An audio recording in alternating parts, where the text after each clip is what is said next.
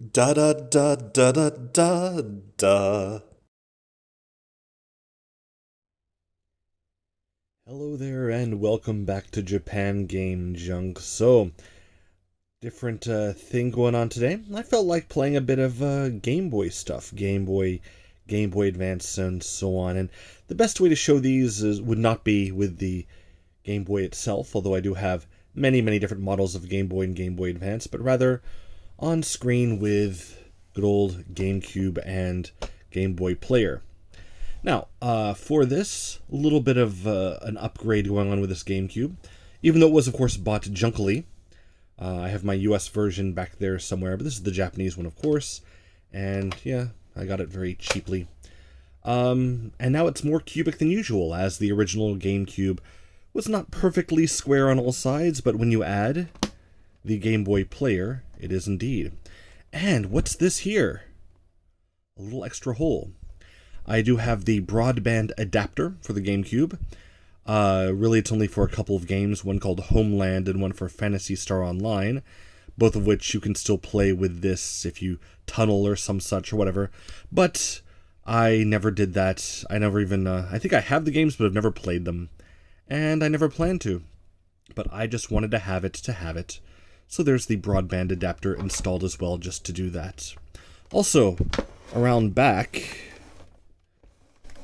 a lot of cables here, because I decided that I wanted to do this in the best possible screen quality.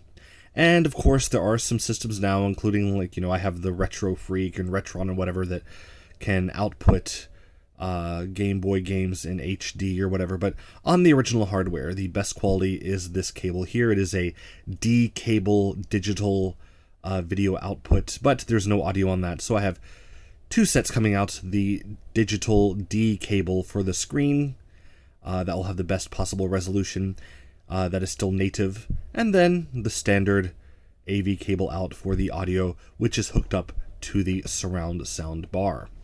Although, of course, Game Boy and surround sound don't really go together. Anyway, that's that all set up, and hopefully, let's get that cable out of the way. Hopefully that'll work. Probably been more than a decade since it's all been set up, but hey, you know what? Here we go. Let's give it a shot. Standard GameCube controller. Also untested for a long time, so if this video goes up, then it's because I had to take a moment to fix it, or magically it did work all at once. There is a disc inside already. It is the Game Boy Player disc, Japanese version. I do have the freeloader disc that was available for retail very cheaply to play any region of game on this, but of course, this is Japan Game Junk and not international Game Junk, and so only show that off if I want to show the actual adapter, the actual region-free adapting disc. So with that, let's give it a shot. So, got a bunch of games here. Let's take one at random. Let's do a Game Boy Advance game. How about this one? Oops. There we go. Mario versus Donkey Kong.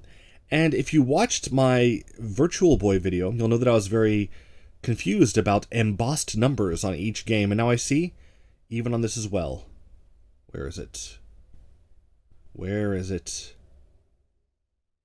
Oh, maybe it's hard to see on this one, but on the goo here, can you find it? There is an embossed number. Oh, there it is. The embossed number 22. So every single Nintendo portable game cartridge, maybe even a larger, home game cartridge, I don't know, has this embossed number, usually 22. I am again confused by this, and I'd rather be confused than go online and find out, I like the mystery of it. Maybe one day I'll run across it, or, someone will one day give me a comment on a video and tell me. I'd prefer that to actually looking it up. Anyway, Mario vs. Donkey Kong. Oh, and let's see what happens when you try to put in the game when it's already running.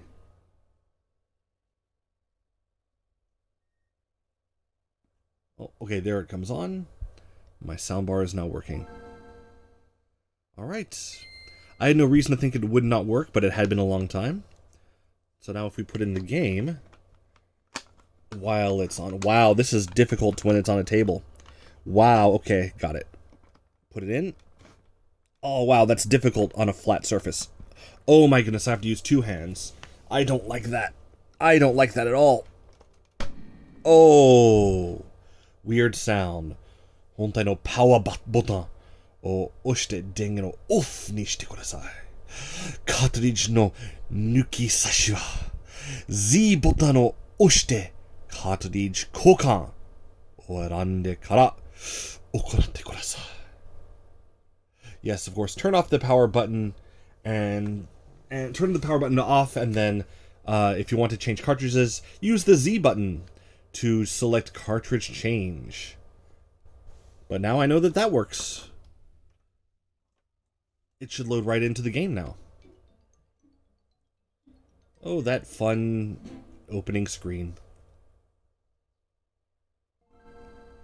Hey, it's just like Game Boy. Nintendo, I've heard of them. Hey, it's Donkey.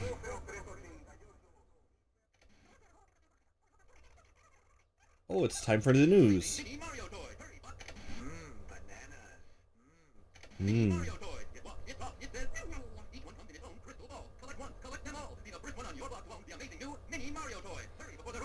Oh, wow. I want one now. Oh, nice. There we go.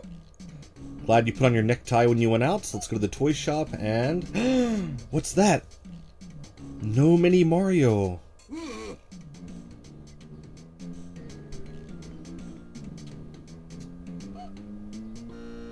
It's the Mario Toy Company factory. Okay.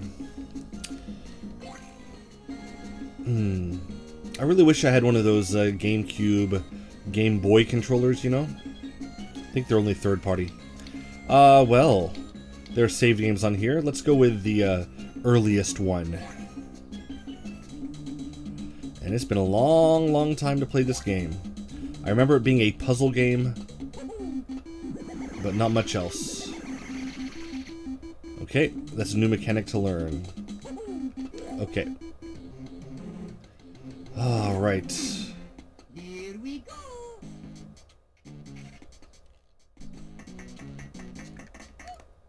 Help. Okay. Okay. Oops. Wrong one. Okay, I see. Alright, so the goal is... I can jump as Mario. Destroy you guys. But I can't jump on anything yet. Okay, there we go. There we go. Get the present. Make the fun sound. I'll get the present. And you know what? That's good enough. I don't know if I have to defeat that oil can or whatever, but...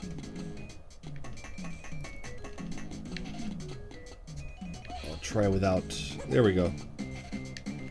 What? How do I get the... Oh, okay, that's right. Like the Super Mario Bros. 2 mechanic. Oh, I can't seem to go down. I see. Put down the key. Oh, I didn't want to get the hammer. Alright. What? No! It'll go back. What a waste. There we go. I gotta go fast. Oh, wait, no, I can just do it there. Jump. There we go. Alright, that should finish the level. And you know what? I think that's good enough. So, Game Boy Player works. It plays the Game Boy Advance. And I don't want to keep going. So, let's see what we have here. Options. Frames. I love frames. What's a nice frame? Space is a good frame, I think. Normal or full? Let's go normal. Sharp, soft, or normal. I like a sharp picture. I'll take advantage of my D cable. Actually, I didn't even take a check. Yeah, it does look very nice. Compared to the AV cable, that's a big positive difference. This D sharp cable. Wow. Can't tell through my cell phone camera, my smartphone camera, and then all the YouTube compression, but The difference between D video and standard analog video, very, very big difference. This is much better than, you know, those cheap Chinese-made HDMI adapters you can plug into these GameCube / Famicom, Super Famicom, Nintendo 64. Those things make a really crap signal. This is a really nice signal. I think even if it were widescreen, that'd be nice. So, yeah. Let's do the cartridge change. So now it's possible to change the cartridge, but I will just stop things here. But yes, so happy it's still working here. If it didn't work, no biggie. These kind of used GameCube unit only, the purple ones especially, you can find them for 100 yen. They don't even test them. They usually work, but there are just so many of them you can find out there. It's truly a very workable piece of junk in Japan. Doesn't work, just go buy another one. Why not? 100 yen, right? It's nothing. Cheaper than a drink out of a vending machine. You can have a beautiful Nintendo-crafted video game system. Anyway, that is it for now. I guess I'll keep going with this, with Game Boy stuff for a while. Then GameCube stuff, because it's already hooked up. Oh, I can't wait to play some wonderful GameCube games with the D cable. Oh, it's going to be beautiful. That's all. Thank you very much. If you watched to the end, you are appreciated. Goodbye. Da da da da da da da da da da da.